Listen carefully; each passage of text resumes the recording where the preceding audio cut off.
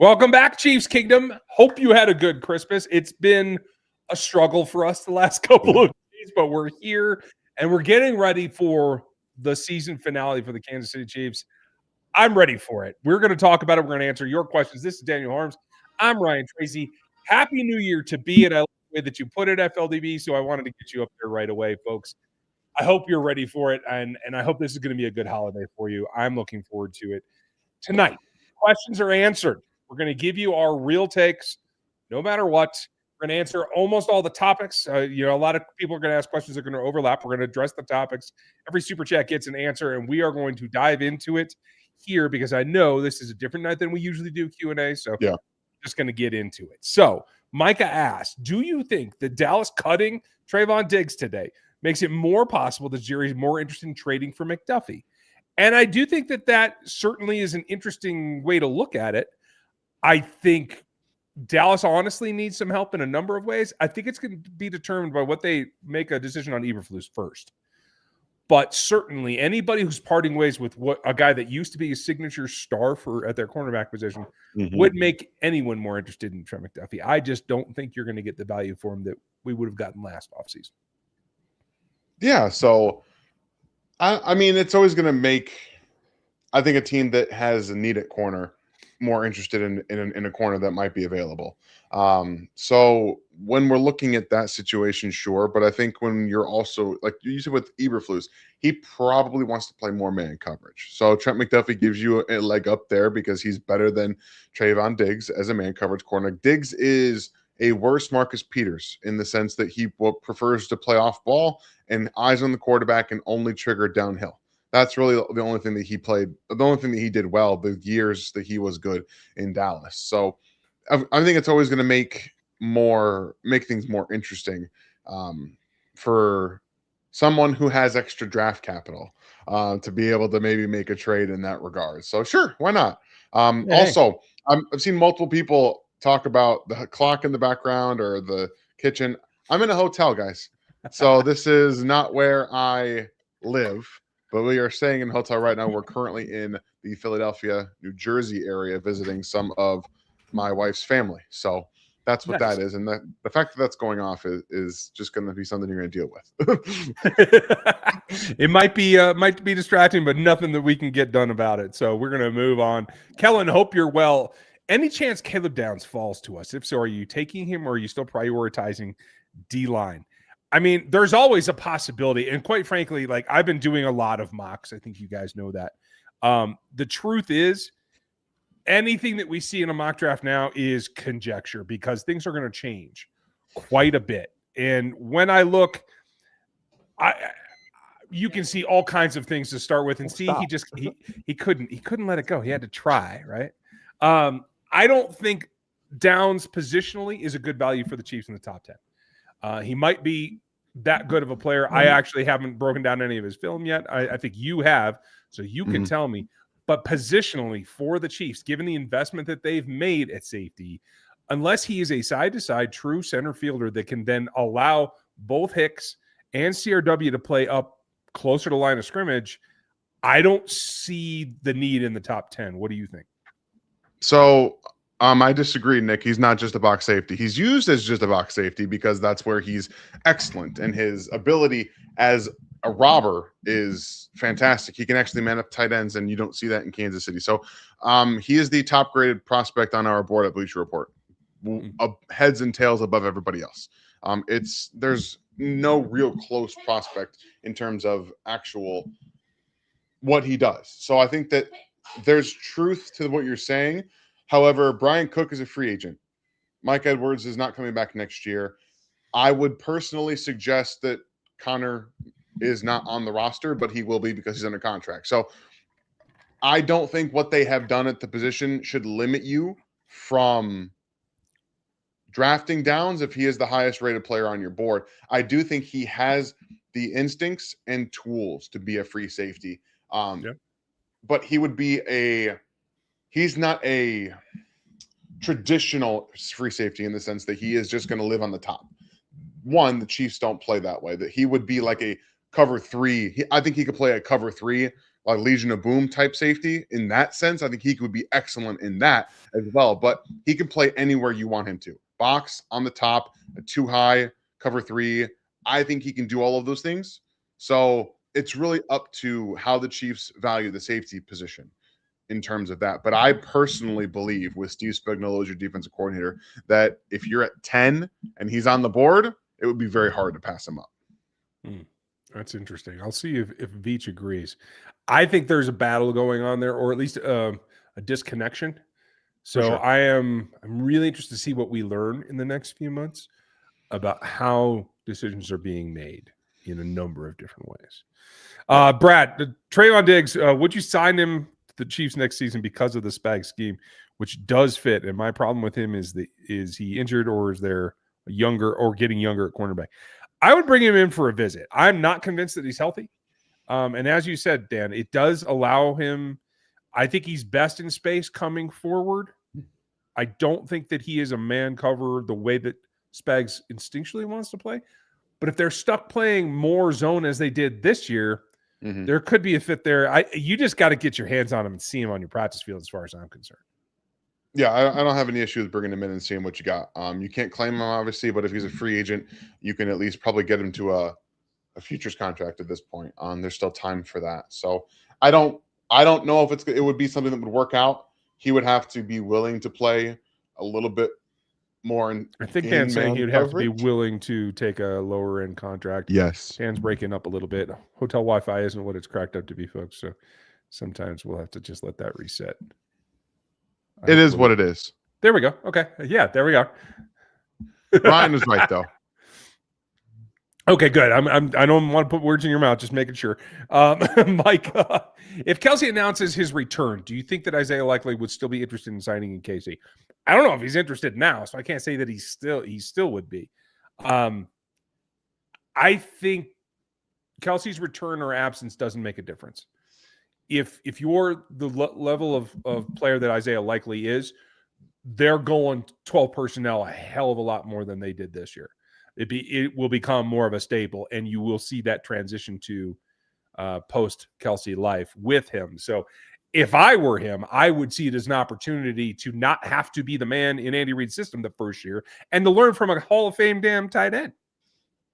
Yeah, honestly, that would be the best scenario. If you don't believe that your undrafted free agent, Jake Briningstool, is going to be that guy going forward, then you bring in an Isaiah Likely and you figure it out.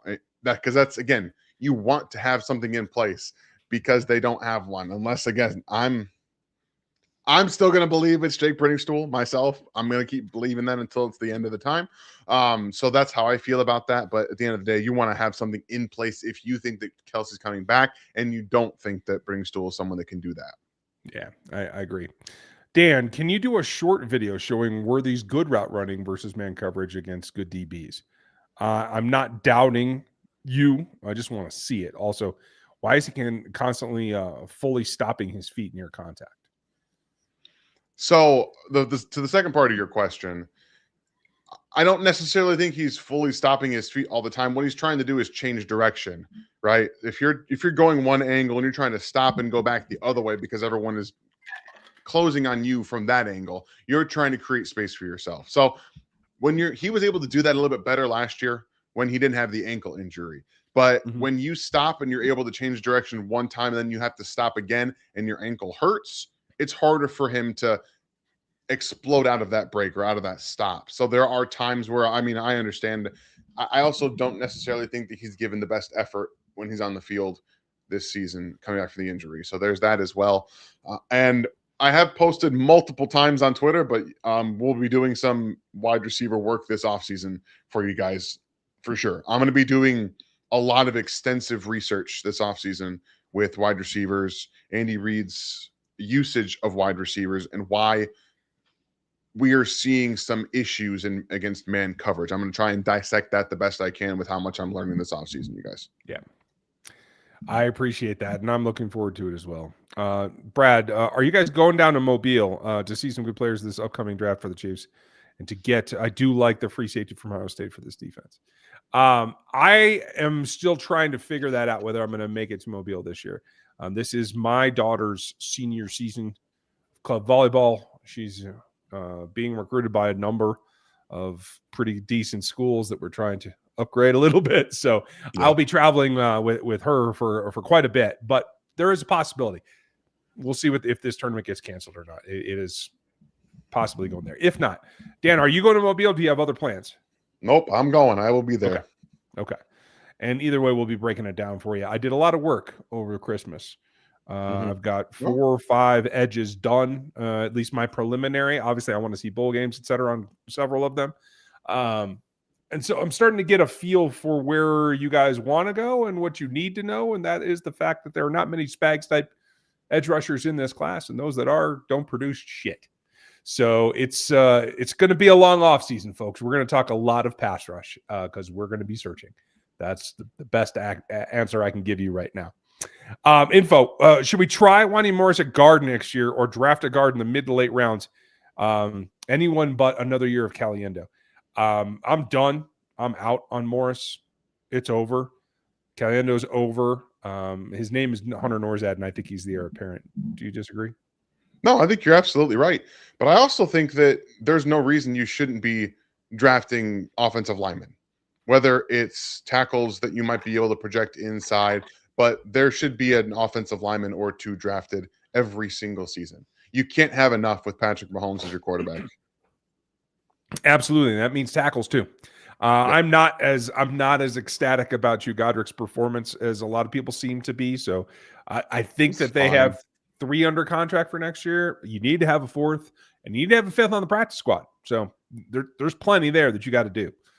Scott, besides potential high draft position, are there any other hidden non-stinky effects to the Chiefs having a bad season? Any other positives from a bad season? Well, I think the biggest thing for me, Dan, is rest that they haven't had, playing those extra weeks, going 6 weeks farther into the season. I think that has a cumulative effect. I am not a huge fan of the answer that Steve Spagnuolo gave, even though it's a factual answer earlier in the week or last week about he hasn't gotten the opportunity to see a lot of the players that they end up drafting before they sit down and do it after the Senior Bowl. Okay. You have to remember, Steve Spagnuolo hasn't been to a Senior Bowl in 3 or 4 years. Yeah. They've been to 3 straight Super Bowls. They didn't get the opportunity to do that. So they don't get to go see these players throughout the All-Star circuit. They don't really get to see them. They are cramming players into combine because when they get done in the Super Bowl, it's a few weeks off and they have to cram and cram and cram. So you're not actually getting enough information on those players. And then they have to go through the draft process in a much shorter time. I'm not, like I said, I'm not a huge fan of the answer because it makes you sound like you have not been drafting players informed properly over the past 3 years when you have an entire scouting department at your disposal. In my opinion, he kind of threw those players those people under the bus and your GM, which is another direct correlation to the process that we are seeing right here, where there's a disconnect between Brett Veach and Steve Spagnuolo, and it's translating to on the field. So I was not a huge fan of that answer, but it's a factual answer that you can't really get around. Yeah, I agree with you completely. I was surprised he made it, but truth's the truth. I mean, as long as it's the truth, I guess I can't argue with you saying it out loud. HL Nub, I haven't watched very many full games, but from clips of Cassius Howell, Texas A&M folks, he looks great. Am I wrong? I want a speed guy like that in KC. We all want a speed guy. Steve Spagnuolo won't use him. That's what Josh Uche was. I've run statistical models on all the edge rushers, and I'll tell you this. All the guys that you want are basically the same production value that Josh Uche was coming out. And when Steve Spagnuolo got his hands on him, he sat him down and wouldn't let him play. So I don't know that there's a whole lot of difference there. I can't say that a 245-pound edge rusher that's a 3-4 outside linebacker is ever going to get any play in this defense with Steve Spagnuolo at the helm. Not to mention he has legitimate T-Rex arms. He gets moved, uprooted against the defense, against the run, and he is a designated pass rusher in the NFL. I'm sorry. I love what he does against pass rush as a pass rusher, but if you get a tackle with grip strength, he's getting tossed. I literally wrote, This is my initial evaluation, folks, not the full one. Undersized for a 4-3 DN, but he's thick and powerful as long as he doesn't get grabbed. He's just not long enough to escape and shed. And that's the bottom line. It's true. It makes it difficult. And yet, he's one of the top 3 rated players on my edge board right now. He's still a very good pass rusher. Like he's excellent, but there's problems. There's problems. Yeah. And we're going to talk about them all at length. Don't worry. As soon as the Chiefs season is over, we will shift directly into maybe we'll do some live streaming of some playoff games. I'm going to try to do that. If Dan's available, we'll do that together. And then we're going to shift to the draft, folks. Yeah. This is going to be a rare opportunity for the Chiefs to try to get right and rebuild another great draft class. Can be a lot of the solution to their longer term problems. So we're going right to it. Infopocalypse. Rank them. Breece Hall, Walker, ATN, Javonte Williams, Dowdell, Algier, Rachaad White. How many multi-year deals, and could KC sign 2 of them that don't get the bag that they wanted? I'll let you rank them your way, but I will tell you this. They're not signing 2 of those guys unless Algier will take a really low-end contract, because they are currently $48 million over the cap, folks. $48 million. And that's without Trav. That's without any of the additional. This is with the contracts on board right now. They can get 20 back from Juwan. There are a couple of things they can do, but it is looking thin about spending right now. Yeah, there's some things they're going to have to do going forward, but we have like a lot of running back conversation here. So I'm going to just really quickly also bring up Bradley here, because he says, would you bring back Kareem Hunt or Tyler Algier for the Chiefs as a second down back for the new running back room in short situations next year? So this kind of ties a little bit into that. And just really quickly, Brad, I would do Kareem Hunt over Tyler Algier in a heartbeat. That's what I would do personally. So now in terms of rankings, I am going to rank them by what I would pay them. Okay? Okay. Personally. And Kenneth Walker would be at the front with a bullet. That man, behind one of the worst offensive lines in football, has the best forced missed tackle rate in the NFL, bar none. There's nobody else that forces missed tackles better than Kenneth Walker does. And they refuse to put an interior offensive line in front of him. And they run Zach Charbonnet, who's a very good running back, in much better situations than they have the Kenneth Walker. So it would be him. Then it would be Breece Hall. Then it would be probably Rico Dowdle. And that's only because I would pay him a smaller contract than somebody like Travis Etienne would get. Then it would be Etienne. Then it would be probably Tyler Algier, Javonte Williams, and then Rachaad White. Okay. I am not a Rachaad White fan at all. Fair enough. I like him better than Algier, though. So I would switch those. And I like Williams probably better than ATN. But that's okay. That's why everybody gets multiple running backs. It's why a committee exists, folks. Okay, look at the film at Caleb Iomu for the right tackle. Would be a great fit for the Chiefs, who were set at 1 through 4 along with the offensive line, and just need a right tackle. I think the guy can fill in. I haven't watched him. And unless something's really wrong with Jalen Moore, he is your right tackle right now. I don't think that's something they're necessarily drafting for, but I'll take a look at him in the process. I'll look at all the tackles.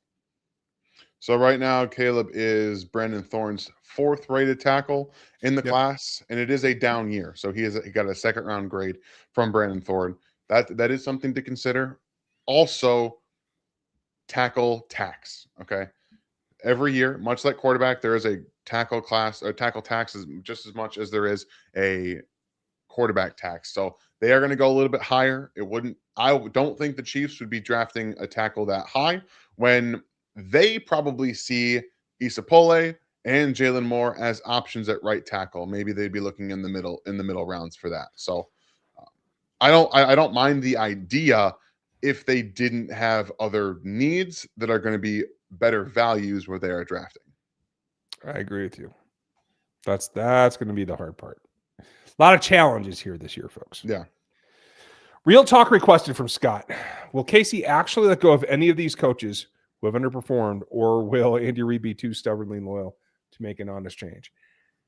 That's the killer question. My feeling is that he has to make some changes. If that's one sacrificial lamb, possibly. Is it going to be wholesale as much as we think it should be? I don't think so. Unless Spags and Nagy are hired away. Then I think more dominoes fall after that. What do you feel like? I actually do think Nagy is not coming back no matter what. I think he's going somewhere else. At the end of the day, even if he's not even if he's not a head coach, I think he needs to go be an offensive coordinator somewhere else. I don't think this is the opportunity for him to get another head coaching job that isn't with the Tennessee Titans. So I think somewhere else needs to be had. And that might end up being a situation that every offensive coordinator has for Kansas City because of Andy Reid. Like that just might be what it is. If you look at the offenses that were run from Doug Peterson, from Matt Nagy, and the fact that Eric Bieniemy pretty much got blackballed. Maybe he didn't interview very well, according to one person that I don't really trust. I don't know. All I can see is right now, I think that there are going to be real changes. I just don't know how many real changes there will be. Yeah, agreed. But we will let you know along the way, and we'll give you real reaction to it, real talk for you, Scott. Absolutely. Perry, thank you for the support. Appreciate you. With our need at CB, do you go outside, Mansour, or slot type? Scott or Pons? I haven't seen Pons. This all comes back to Trent McDuffie. Mm-hmm. Trent McDuffie right now, after this season, is going to get every single big-bodied X receiver thrown at him all over the place, every game, every team, and they're going to throw the ball up to 50-50s because they know he has short arms. Unfortunately, after this season, Trent McDuffie is, I still think, an all-pro level player, but he's not on the outside anymore. I think he is and has to be your nickel going forward. So I think you go outside if this is the scenario.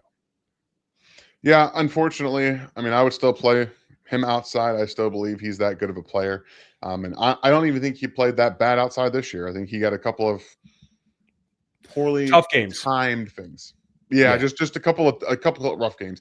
And you're going to have rough games. Unfortunately, they came against bigger receivers this year. That's just the name of the game, and you're going to have some of those. So overall, I love this corner class, guys. I love this class. Like I think there's a ton of talent and a ton of value in both the nickel and the outside guys. Guys like Pons, if he was 2 inches taller, he would be like my CB2. That's how really? 2 or 3. That's how good he is. But he is short. He's probably going to come in at 5'9", 5 maybe 5'8". So he's going to be a small guy, but he's extremely proficient. He's physical. He understands how to play the game. You could also spot him outside from time to time, but his length and his height will get beat in the NFL. I haven't watched Scott. I know he was not healthy for the most part for Miami this year, but I will be watching his tape. And obviously, Mansour Delane is my corner 1, and he is going into the top 5, almost guaranteed. Okay, so when I do these trade up mocks, I'll keep an eye on him if we need to. Yeah, because my fear is, from what I've seen of the edge class, and I'm going to answer a question here in a minute that's going to piss a lot of people off, but the truth, people. This edge class is scaring me right now. So, for the Chiefs, it should be. It should be. Yeah. If you're a 3-4 team, you're in hog heaven. Oh yeah, you're loving it. You are loving it. Yeah, you have options galore. So that should tell you what this class looks like, folks.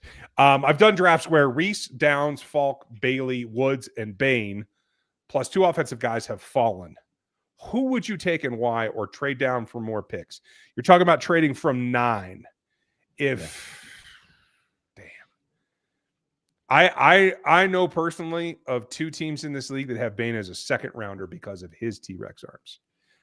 I know, and I have heard from 2 people that I respect, there are teams that think he should be a defensive tackle because of it. And yet he still has the functional strength to do it. And I agree. I think he could survive inside. I'm just concerned that he's going to end up being a true tweener that does not have a home. Woods might be the safest bet there for a Spags thing. I think Bailey is the best pass rusher, regardless of system, in this particular class, but he is a 3-4 only guy. Only. Yeah, he is a 3-4 defensive end. Yeah, as is Romello Height, who I really like, but he is a project player. He has to develop. And I do feel like he looks like a skinnier Brian Burns in college to me. And if he does have that frame, the ability to put on some weight, he might grow into something. But I can't pick that in the first round. That's fair. Arvell Reese would be fun, but he is again more of a 3-4 outside linebacker profile player. Because I think he might end up being a better a better pass rusher than linebacker in the NFL. I think he might be better there. Again, we talked about Caleb Downs earlier. He'd be a lot of fun in this defense, and playing in Matt Patricia's defense at Ohio State this past year. I'm telling you what, he comes in not just every down ready. He can do anything you want him to. He can literally do anything. So there is that mental acuity part that a lot of people throw out. They don't even think about playing in an NFL defense for an entire year and having the wherewithal to pass things off at a high level and seeing all that come through. So that's why he's the best player in our draft. I am going to tell you guys right now, if it were down to those players, and Ryan might not agree with me, that's fine. I would still take Bain. I would still do it. Really? I think the juice is just worth it. I believe it. 275 pounds. He doesn't get moved even with his arms. I believe he's going to be a good player. Maybe that's just belief on my part. I watch it. I see it. I believe it. I do. Okay. I've watched 3 games on him. I have yet to have that kind of conviction, but I didn't see this last game against Texas A&M. So I still have maybe his best performance of the season to see. So I will reserve, and my rankings are not fit for consumption yet, folks. Production metrics are, and you're going to see something from me in the next couple of weeks about putting this actually out on paper at NFL33.com. If you are not one of our subscribers yet, it is a Substack you have to subscribe to, but it has all of our draft work on it. Everything that I do will be there. Some of Dan's work that isn't on Bleacher will be there, as well as several other contributors you guys may know, including Caroline. So we'd love it if you guys come over and join us, just like Hanneman has for 21 months in the memberships. Appreciate you, brother. If we don't draft Love, what running backs do you like, Daniel? So I can't give you a really great informed opinion on this, but I have this really handy database for all of our prospects over at Bleacher Report. And I can tell you my buddy, Damian Parson, who handles quarterbacks, wide receivers, and running backs, likes Jajarian Price out of Notre Dame quite a bit. He's his number 2 running back behind Jeremiah Love, who's also a Notre Dame running back. Both of these players I've seen, obviously I watched both. They're both very, very good players. And to be honest with you guys, the more I watched Katron Allen this year out of Penn State, the more I liked what he was doing. He not just looked like he was more athletic this year, more jump cuts. It felt like he was a bit slimmer. It helped his explosiveness and that lateral agility. The years before, he was that like short yardage back. So I like what Katron Allen showed this year at Penn State, and I still like the other Penn State running back, but Nick Singleton just looked worse this year. He just looked worse, and there's not a whole lot of getting around that. So, and I'm still a big Justice Haynes fan out of Michigan. Formerly of Alabama, transferred to Michigan this past year. Obviously, he has the injury that he played through, got re-injured, so that is something you have to consider. But I still like him a lot. Allen stood out to me on live viewing, and he is one of the guys that I like as well. But I do no film on running backs till the end of the process here, folks. So I can't make an informed decision. I'm just saying I liked what I saw. Yeah. And I could live with that. So thank you, Hanneman. Nice to see you. Donnie, nice to see you. Thank you for the support, pal. So the Chiefs tried trading for Boye Mafe this deadline and tried to get Juwan Briggs in the offseason. Any chance Beach goes after these guys? Absolutely. And it's funny because Dan and I were live at the Senior Bowl when Boye was running through defensive line drills, and we talked about how the fact he was a little undersized then, but we could see him growing into a Spags-type player. And the length is the length is the length, and that's what does it for Spags. And so as long as you have that, there's always a possibility. I just don't know what the market's going to give. If you want to go back, you can see I did a draft breakdown on why they should draft Boye Mafe out of Minnesota. I did it. It's there. You can go watch it. And now we're seeing, we want that guy now. So yeah, maybe there's a little bit of a lean towards if you can find a defensive end with the length, but don't try to put him into a box too much. They screwed that up with FAU. I'm not here to say FAU would have been great. Okay. I don't know that, but I do know that what they did is tell him to be something that he's not. If you do that, you are condemning a player, in my opinion. Yeah. Yeah, I completely agree with you. Here's the board. Another one from Donnie, and thank you, Donnie. Tate, Peter Woods, Caleb Downs. Which guy do you prefer in KC? I really like Woods. He feels the bigger need, in my opinion, and I would lean that way. I haven't watched Downs though, and Dan says he is the real deal. The wide receiver is not on my list. I don't need another first round receiver. There are bigger fish to fry, so I would not go Tate. I wouldn't either. I am concerned with a log jam at 3 Tech. I think the Chiefs might realize their mistake in what they did with Omar Norman Lott. Okay. And with Omar Norman Lott, and not ask him to play pure 1 Tech and maybe do a little bit of some differences with him. And in that sense, Peter Woods can't be the pick, especially if you have Chris Jones on the roster, because he's got 3 guys in front of him. Only, right? Yeah, I mean, he's a 3 Tech or a 3-4 defensive end. He's a big boy. He's like almost 300 pounds. Like we're talking, if he can play 1 truly, which I don't know if you really want him to, then okay. But I would have to go and watch him play 1 Tech. Like I'd have to go and actually see it. However, I could also see them asking him to drop about 20 pounds and play defensive end. Because I think Peter Woods, if you go back 2 years, watch his tape from Clemson, he does have some defensive end reps on there where he was about 300 pounds and he was wrecking tackles. There is a world where he's a defensive end in the NFL. I'm not sure how big of the big or realistic the world is, but I can see that. I love that concept. Yeah. I don't want to get off this real quickly because I see this in here and this is a good idea. So thank you very much, Donnie, for the 5 and the support, but they give us an opportunity here. All right. So from Ribs, can you guys explain what a 1 Tech or a 2 Tech? So if you're looking at an offensive line, right, you're looking at the center. If you are lined up directly on the head of the center, you have a 0 Tech. That's where he is lined up. When we're talking about techniques, tackle. A nose tackle, a traditional nose tackle. We're talking about where you line up. So a 1 Tech head is in between the shoulders of or like on the one on the shoulder of the center. So you have your helmet lined up on the shoulder of the center, either left or right. It doesn't have to be outside because obviously the center is one way or the other. I have a visual, I'll share. Yeah, that's a good idea because I go ahead and pull it up when you get there. But Chris Jones, naturally a 3 Tech, plays in between. Here, Ryan's got it up. Let's go ahead and just pull it up here. Ribs. So there you go. This gives you everything right here. Center, guard, tackle, Y, which is your tight end. And you can see where everyone lines up. So there's the zeros, there's the ones. There you go. Yeah. You can see everything up. So this is a really good example of it because sometimes they don't show the actual gaps. And so you're kind of left guessing at times. But hopefully this clears that up. And if you guys go ahead and take a screenshot of this if you can, because it's very huge. I still have to bring this up when I'm watching like defensive tackles and stuff. So I know exactly where they're lining up.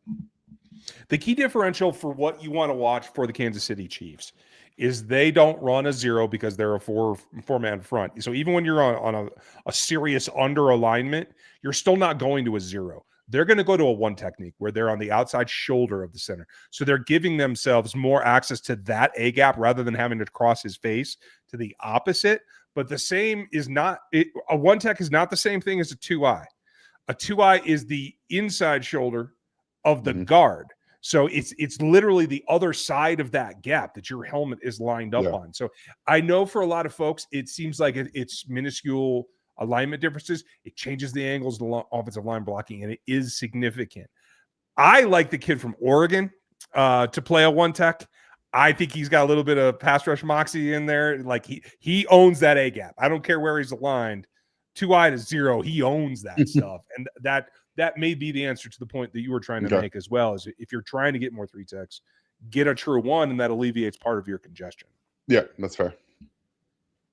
Let's see. And now I'm going to have to go watch older tape on Woods because I just have him pulled up to do later tonight, so that's going to be fun.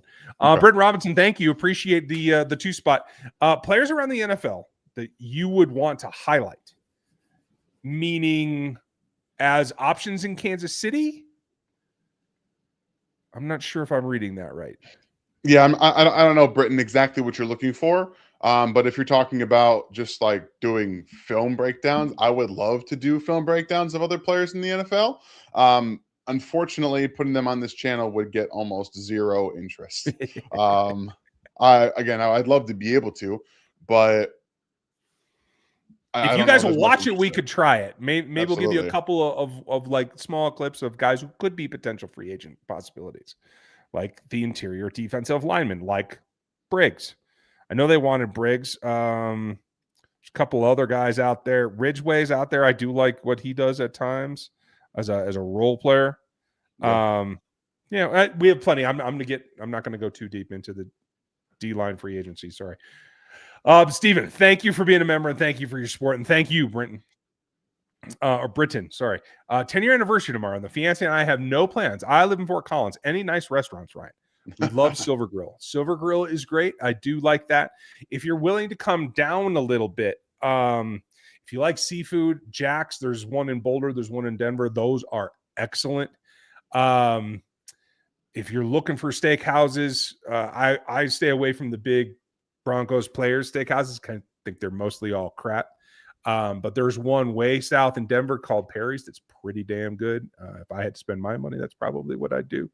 I'm trying to think what else closer to Fort Collins. If you're just looking for a good time out, go to Avery Brewing. Their kitchen is amazing, and the beer is some of the best in the country. So that's always a good one. And I know you're not far from Fort Collins. I'm not trying to crap on Odell or New Belgium either, because Odell's like my OG. So I will think on it a little bit more, Stephen, and see if I can put something on Twitter for you. So make sure that I have your handle available. And if I come to it before the end of this show, I will put that out there as well. And happy anniversary. So cheers to you. MJ, is there a realistic world where Casey trades for Max Crosby? I know I'm probably dreaming. Normally I would say no, but if it's that sour, he might get released. I don't think they'll trade for him because they won't help the Raiders in that way. But if Max were a free agent, there is a certain point in everybody's career, like if the guys that you hate keep winning, stop trying to beat them and just join them. I don't know. I don't think they would release him personally. That contract is still pretty solid for him and for them. And I think at the end of the day, if it's going to get resolved, like it's going to. I think he loves playing for the Raiders personally. And and again, what we saw with Myles Garrett tells you what will happen. If they give him more money, it won't matter. It will go away, and they will just give him more money. Money talks. That is the bottom line. Steven's got another one, and thank you again, Steven. Give me your CFP predictions. Rackham Tech, guns up. Okay, so that's who he has. Oregon versus Texas Tech. I have doubts about the offense. I'll go Oregon there. I can't say that Ohio State's going to lose to Miami, so I have Ohio State there. What do you think about the other two? So I think Alabama is going to give a good show against Indiana, but I think Indiana will win because their defense is actually good and not fake. And Fernando Mendoza, I think, is the real deal. And Alabama's defense is not what it has been under Nick Saban. And then I think Georgia's going to upset Ole Miss. Not just because... Is it an upset? I thought they were 3. Oh, yeah, sorry, other way around. My bad. Yeah, I think Georgia's going to win. One, that defense has been playing the best in college football in the last month. Georgia's has. Ole Miss, for whatever it's worth, Lane Kiffin isn't coaching that football team, and I don't know the players are going to be in it as much as they have, because that's a weird sour feeling. And I just don't believe in Ole Miss very much. I never believe in Ole Miss because of the structure of the offense, how gimmicky it usually is. And even though their defense has been pretty sound, I don't think it's as good. But again, I don't believe in Georgia's offense. So I think it's just Georgia's defense wins that game. Fair enough. And for you, Steven, I hope that I'm wrong about Tech. They're my lone upset here. So we will find out. Cheers to you. Don't hold it against me. Hanneman, I have a sick feeling that we draft Keldrick Falk because he fits the Spags prototype. Please convince me of my fears of him sucking at pass rush are unfounded. They aren't, are they? Brother, I am sorry to tell you. I take in every metric available from 3 different sources of professional stats makers, and I run it through my matrix, which produces who the best pass rushers are, who the best guys are overall at the edge position, both stopping the run, producing TFLs, including screen, as well as actually rushing the passer. Of my top 32 prospects, Keldrick Falk is 32 in production. He averages 2.58 pressures per game. That ain't enough. If he can't dominate at the college level, there's no reason to think he can dominate at the NFL level. So that is a big part of my problem. While your top producers, I'm just going to give a couple away, include Cashel and Bain and Bailey. And there's a couple of other guys that you don't know yet, but I will make sure that you do before this is over, that vastly outproduce what Falk is. But I don't know Falk's backstory. Do you, Dan? If he's a guy who didn't play high school ball and he just jumped into this, like, okay, then he could be a phenom. I have no idea. I just don't see it yet. I don't know. I haven't watched him. I don't think he's a Shamar Stewart kind of player either, where he's just an athletic freak and you figure it out. I don't see that from him either. So he's a second round at best player. He should not be a first round pick. And if he is, it will be to Kansas City when they trade down. My thought too. Like at 9, no way in hell. At 41, okay. Might have to do that. I personally still wouldn't do it because you guys know how I feel about this. I told them not to draft George Karlaftis, and they did, and then they paid him, and he hasn't been very good. So I'm just like, well, fine.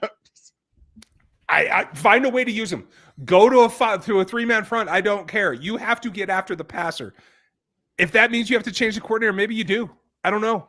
Maybe we get lucky and Steve Spagnuolo becomes the next Giants head coach, and we don't have to worry about this. Because I agree with you. I think they could do it at 41.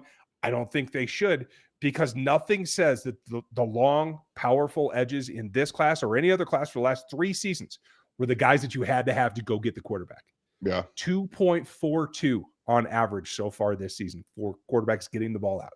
That doesn't happen with 300-pound defensive ends.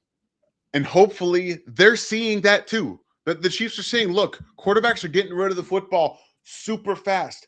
George Karlaftis cannot rush the passer. His pressures don't produce anything. They need speed, real speed. When you guys get to it, and I will put these stats out, they'll be available on Rogue Analytics. That's called finish rate. When you produce pressure that never gets home, that's finish rate. And that's one of the core metrics in the college stats that I then have a projection to the pros. And that's where things get really hairy for this draft class. So we're going to have to be very careful, folks. Chiefs aren't good when it comes to D-line. The offense is too complex for the rookie wide receivers, and they don't run the ball enough to take the running back in the first round. What the hell is this team going to do in the first round? They're going to trade down if they're smart. That will depend, obviously, on the player there. If you get lucky and somebody drops that you don't expect them to, again, I'm still of the opinion if Ruben Bain falls, the Chiefs should draft him at 9. And I don't really care, or 9 or 10, I don't care. That's the opinion right now that I have. That is one without watching an extensive amount of film. Okay, so that opinion is subject to change. It is allowed to change when you have more information. Remember that. Our opinions will change until draft night, and then we'll stop because that'll be that. And then they'll change when we get more film on the players that they're in Kansas City, and then they'll change the year after when we have more. Like, this is how it works. Yeah. Alex, what are our draft position scenarios this Sunday, depending on if we win or lose? If they lose to the Raiders, they will stay at 9. I think there's 5 other things have to happen for them to get 8. They can't get 8. There's no team that has enough that would have enough wins to push them down. To push them down. Okay. I thought there was one way, but it was very convoluted. So the next likely is that if they win, they are going to get 10. If 2 other teams lose, they would then get 11. So right now it's pretty much between 9 and 11 is what it looks like. That's how it feels. I also just don't see the Chiefs losing this game. I don't. The Raiders are the worst organization and team in football, and it's going to be Aiden O'Connell probably as the quarterback versus Chris Odokin. Like I don't know, man. Okay, so I got apparently nothing if there. the Saints win and the Chiefs lose, they get to 8. I don't know. I thought it required 3 or 4 other things on top of those two. So I that's thought it why did too. That's why I was okay. Yeah, who knows? We will find out when we find out. Turtle Goat, do you trust Veach drafting this year? I feel like they need to have a draft class like 22. Might need to trade McDuffie. I just don't think you can get value for McDuffie. Honestly, right now, the way that my gut sits tonight, you can get more value trading Chris Jones. And that's you got to convince somebody to take on that contract. But if you have to pick one of your stars to trade, I think you get more in return for Chris. I think you do too. I just don't think you're as likely to trade the contract with him aging either. He's now over 30 or he's going to be 30 years old. And I just don't see teams wanting to trade for players at that age at a defensive tackle position where honestly, Chris plays high. He does not leverage people. He plays very, very high.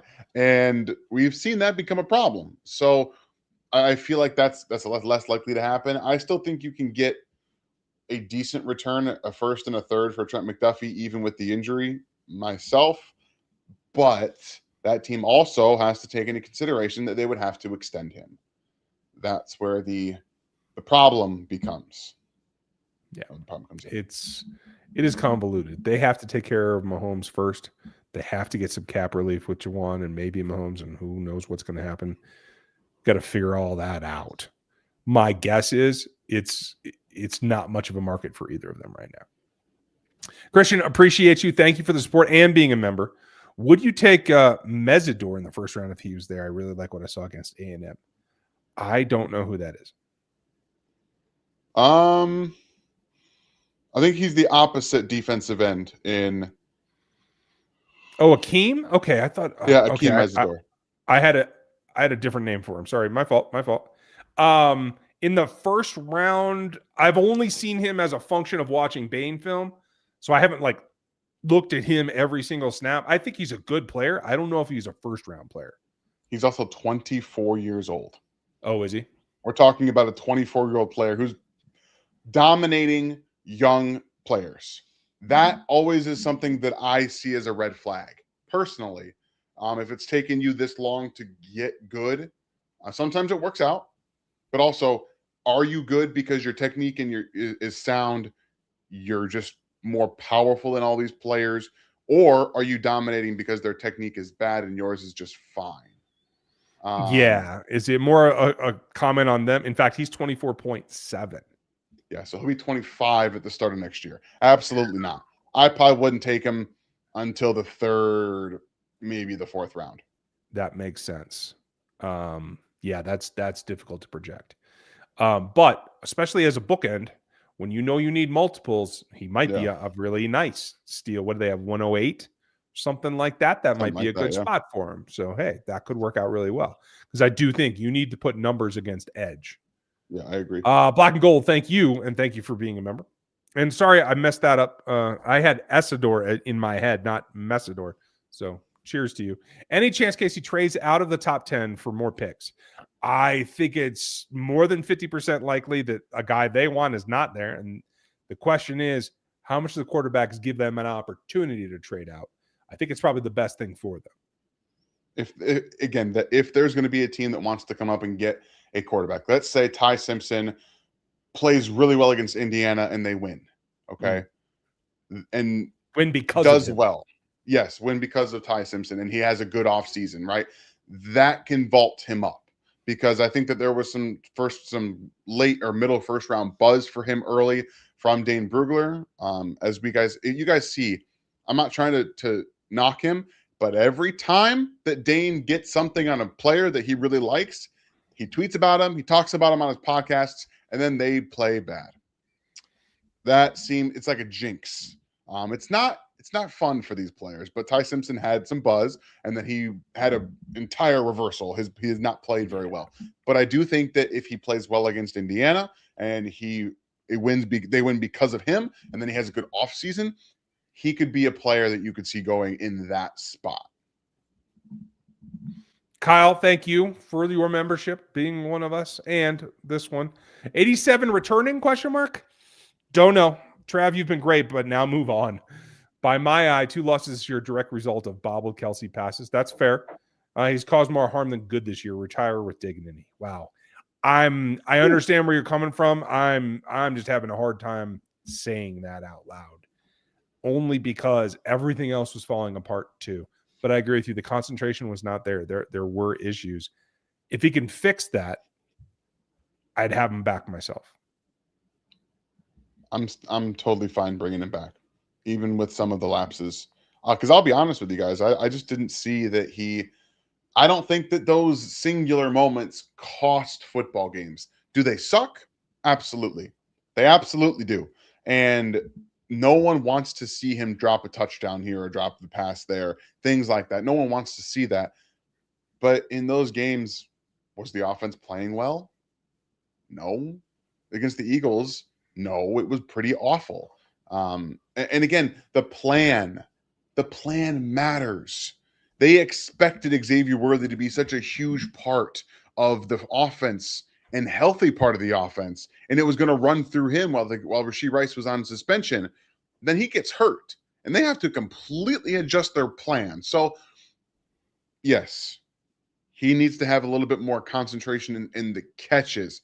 But Travis Kelce looked better this year than he looked last year by a mile. Agreed. It was obvious.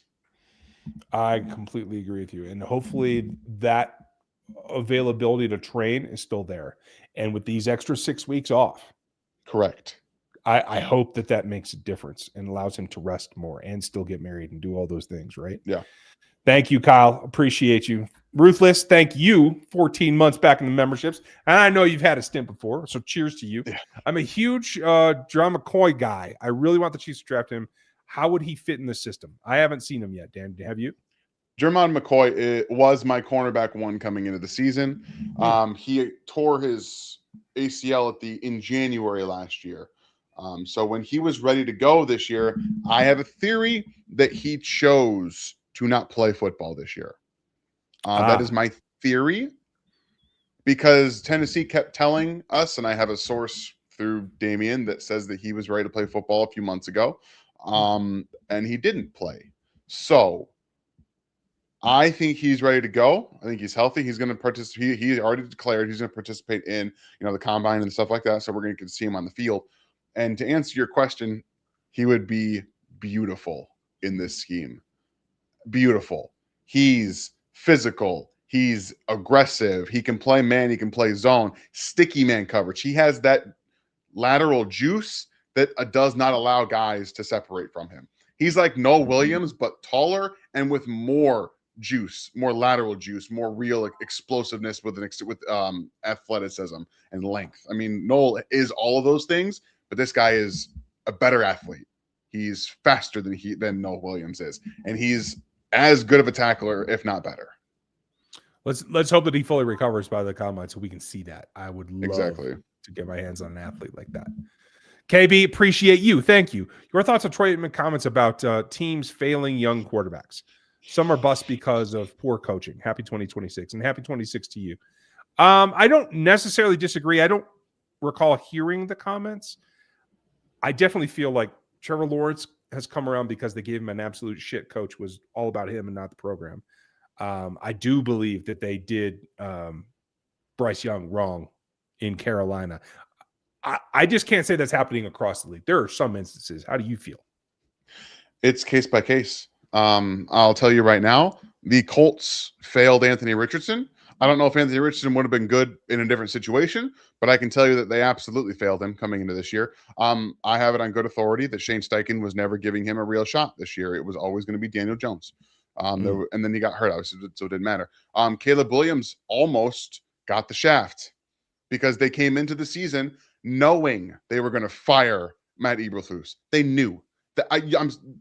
Some of these teams, if you know you're going to fire your head coach or they're on the hot seat, you can't draft a quarterback in the first round. And if you're going to, fire the head coach and GM. That's what needs to happen. They give these quarterbacks one year of an offensive system, then they fire that coach in the middle of the year.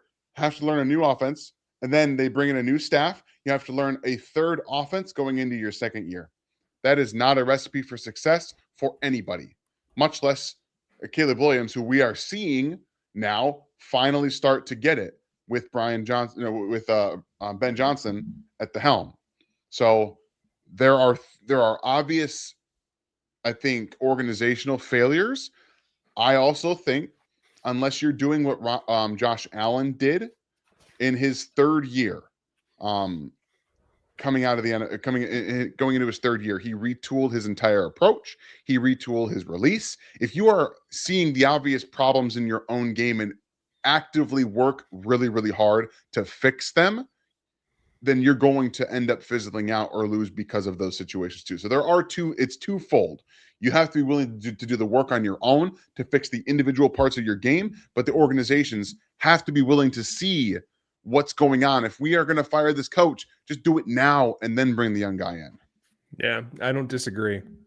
Just get it over with. Big Pat, hope you're well. Do you think the Chiefs start having joint practices with another team?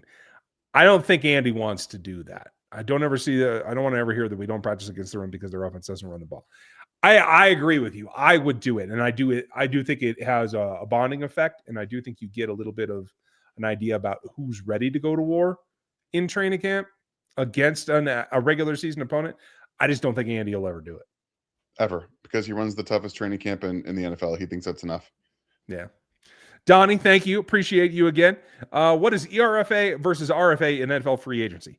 Well, it is a couple of different things. It usually falls along a line. 3 years of service and less is an ERFA, meaning you are exclusive rights free agent. You can only negotiate with the team that holds your contract. So for the Chiefs, they put out a tender that is X number of dollars, whatever. They can only negotiate with the Chiefs unless the Chiefs release them. If they can't come to a deal, that could happen. An RFA is a restricted rights free agent. They can negotiate with anybody. And the Chiefs put a tender on them as a round pick that they would get in compensation if they chose to sign with someone else. Most of the time, all those guys come straight back to the team that already has them.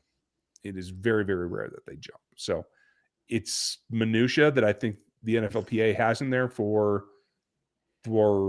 negotiating tactics is about all it is. If Skymore wins a ring in San Francisco, Tobe must be fired. KB, I know that's hyperbolic, but the spirit of your comment is not wrong. No. That shows you that he has capabilities this staff was not able to unlock, period. I have nothing to say, guys. I have nothing to say. Kyle Peterson, thank you, buddy. Thanks for being a member again. Ryan, curious about the analysis you do on the back end to determine the veracity of your matrix scores versus the actual NFL success of the rated players. Well, in the athletic matrix, I can't do much. All I get usually is acceleration numbers in miles per hour once they put the trackers on in the NFL.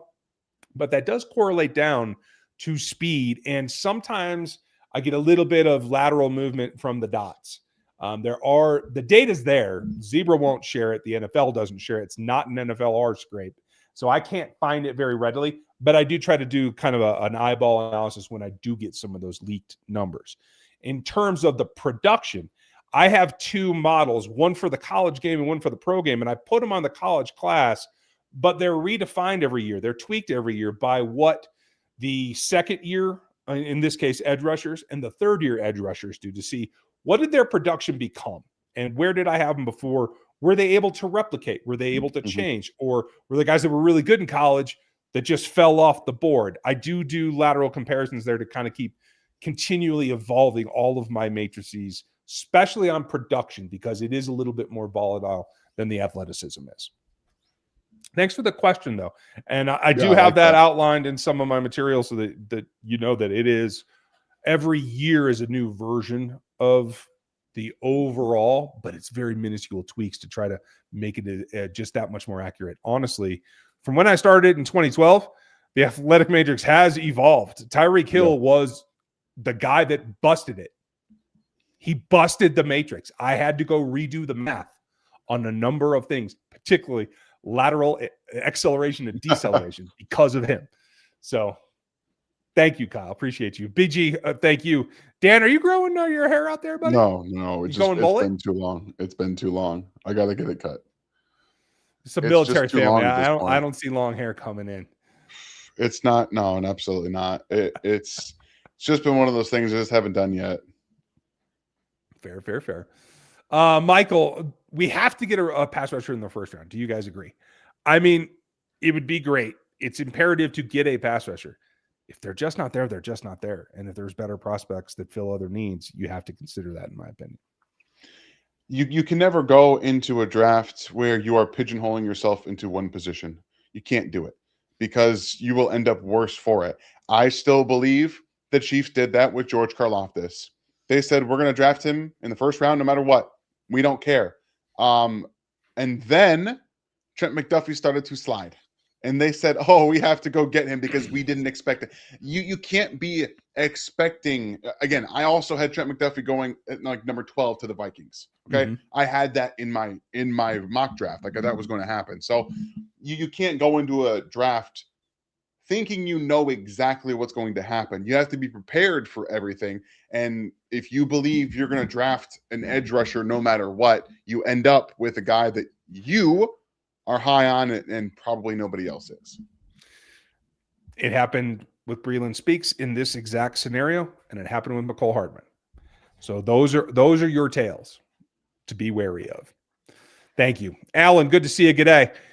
Is it just me, or is it a relief that the Chiefs get a full offseason after having played multiple long seasons? In Veach, I still trust. I think it has an effect on the players. And this whole thing that Spags let out about, hey, I didn't see a lot of the guys before we got them last year, it certainly does have an effect on the communication. I just hope that portion is repairable, and I still trust in Veach as well. Yeah, me too. I got no issues with what he's doing. Perry, should we go away from small school guys early? I mean, it depends on your definition of small school. Who have they taken out of small schools early lately? I mean, Sky Moore is the only guy that I can remember lately that they've drafted. That's what I was I thinking. mean, you can argue SMU, but SMU is it's Big 12 now. Yeah, I'll say it's Big 12 school now. So I mean, I don't really see where this comes from. The small schools guys don't really go that high for the most part. You have a couple sprinkled in when they're deserving, but for the most part, you don't see a ton. That's fair. Steven, thank you for catching up with me. I will ping you in the Discord server. And I will try to find something. Let me know hit me in the Discord server. Just IM me and let me know how far you want to travel. And I will come up with some options for you. Thanks, buddy. And appreciate the patience with me because I'm kind of dumb on these things. Dirty, nice to see you. Should we trade McDuffie?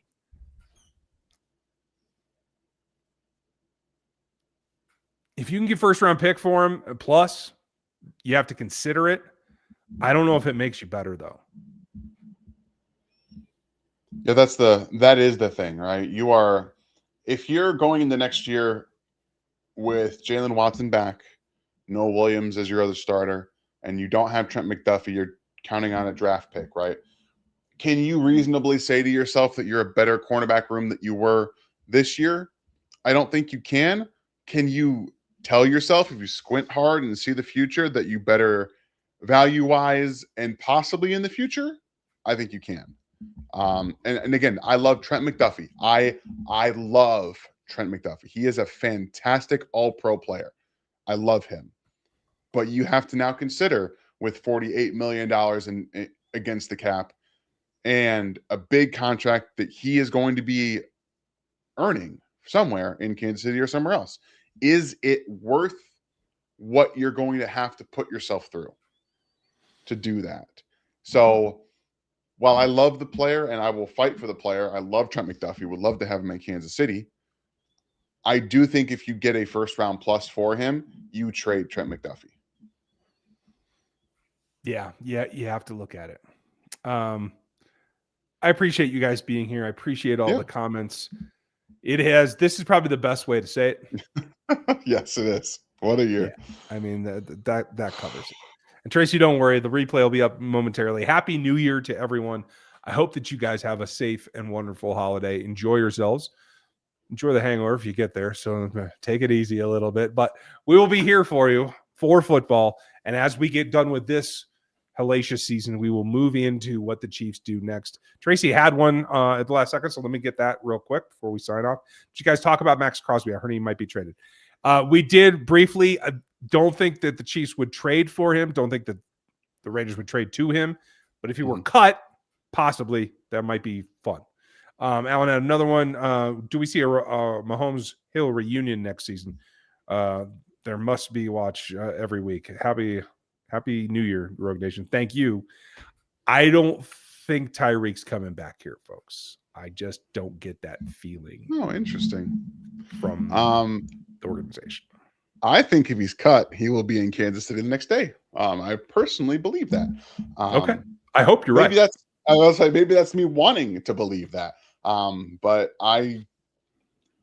maybe it's not the front office. Maybe it's Patrick Mahomes that would be like, yes. That's my fear, is between cash and headache. I don't know that the organization wants him. I know Pat does, and I know Trav does. So yeah, I'm with you there. And Bezzoza, Dan, if you can get those pizza rolls, it'd be great. Yeah, I'll put them right through. Catch you later, FLDB. Thank you, and hey, we will definitely get together on that thing. I'm gonna need help, so cheers to you. Cheers to all of you. Have a safe New Year's Eve and a good holiday. We'll catch you for the football game afterwards, and we'll announce what we're gonna do with the playoffs and everything after that. So, have a good one, Dan. Say hi to the fam and enjoy your pizza rolls, I guess. Absolutely, guys. Have a happy New Year. We will see you after the break. Okay. Have a good one. Night. Thanks for watching this video from the team at RGR Football. Click these videos to see more and subscribe to RGR Football.